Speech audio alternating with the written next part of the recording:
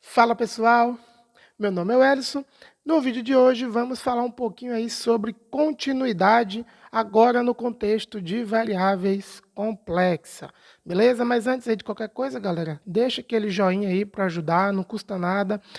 Se inscreve no canal e ativa o sininho de notificação e se puder, compartilha também o vídeo aí com seus colegas para dar aquela moral no canal.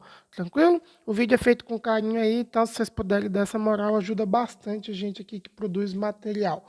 Ok, bora lá, seguindo o nosso tema aí, que nós começamos a falar um pouquinho sobre limite. E uma vez que nós definimos aí a ideia de limite para variáveis complexas, vou deixar no card aí para quem não acessou essa aulinha, tá bem simplesinha. Agora a gente consegue, então, falar de continuidade. Novamente, meu foco aqui não é ficar fazendo demonstração nessa etapa, porque o nosso objetivo é um futuro para falar um pouco de resíduo. Então, aqui é mais explorar o nosso conhecimento já casual de cálculo, tá bom? Diferencial em variáveis reais. Beleza. Então, hoje nós vamos falar aí sobre continuidade, e é um tema que vocês vão perceber que vai ser muito relevante lá na frente. Então, por isso que é importante que vocês entendam direitinho esse conceito. Apesar de ser bem simples, mas ele é útil lá na frente para poder a gente utilizar as nossas ferramentas, tá bom? Então, o conceito de continuidade em variáveis complexas, ele vai ser bem semelhante ao que nós fizemos lá para variáveis reais. Então, por definição, nós vamos escrever o seguinte, ó. Assim, ó. Então, uma função aí, ó, f, tá bom? F. Então, f de z é contínua. Então, vamos escrever assim. É contínua se forem satisfeitas as seguintes condições. Pronto. Então, para ficar bem rápido, as seguintes condições. O que é que nós vamos colocar? Primeira condição para ser contínua, que nós aprendemos lá no cálculo de variáveis reais. Condição número 1, né? Tem que existir f de z0. Ou seja, se eu quero calcular o limite da função em um determinado ponto, a função naquele ponto tem que existir. Então, f de z0 tem que existir. Tá certo? Então, se eu vou tomar o limite de f de z tendendo para z0, a gente vai dizer que ela é contínua se f em z0 existir. Tá bom? Então, tem que existir. Então, é condição necessária. Tá bom? É necessária, mas não é suficiente. Tá bom? Ela tem que existir e tem que também satisfazer outras condições. Por isso que ela não é suficiente, mas é necessária. Se essa condição não for satisfeita, a função f de z não é contínua. Tranquilo? Então é bem simples, não tem muito o que fazer, não. É só blá, blá, blá mesmo. Bora lá. Condição número 2. O limite de f de z tem que existir. Se não existir o limite, aí também blá, blá, não adianta. Então, ó, o limite de quando z tende a z0, né, para f de z, existe. Então, essa é a condição número 2, para poder a função ser contínua. Tranquilo?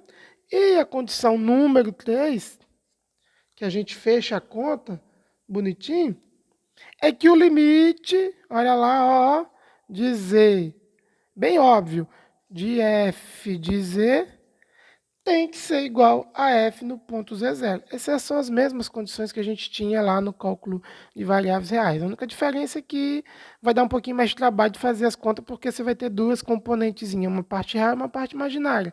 Mas a ideia é a mesma, né? É a mesma ideia. Uma coisa aí legal que nós vimos aí na última aula sobre o limite, e que é uma implicação direta dessas condições aqui, tá bom? É que se você tem essa f de z, ela tá bem definida, né? Nas proximidades aí de um ponto, você já vê naturalmente que aquela condição que nós falamos de... Deixa eu colocar aqui num cantinho, para não bagunçar muito. Deixa eu colocar na outra folha, né? nós tínhamos que f, copiar aqui assim, ó. Nós tínhamos que f de z é u mais i de v, né? Onde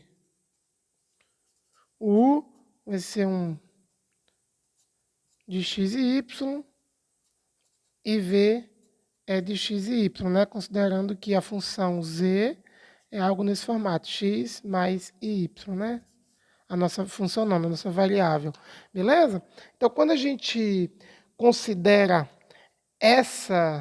esse formato aqui da minha função de variável complexa, essas condições que a gente deduziu, percebe? Olha lá, ó, o que ela implica? Ela implica que se a minha função f é contínua, e ela é uma composição de duas outras funções reais, para que essa aqui seja contínua, esses caras aqui também, ó, tem que ser contínua, tá bom? Então, de maneira para ficar amarrado, se a minha função, se f de z